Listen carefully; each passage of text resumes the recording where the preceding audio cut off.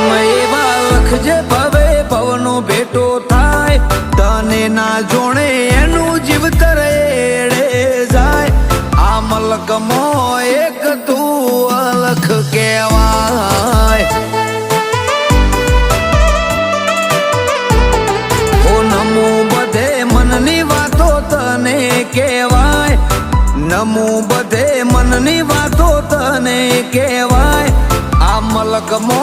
એક તું અલખ કહેવાય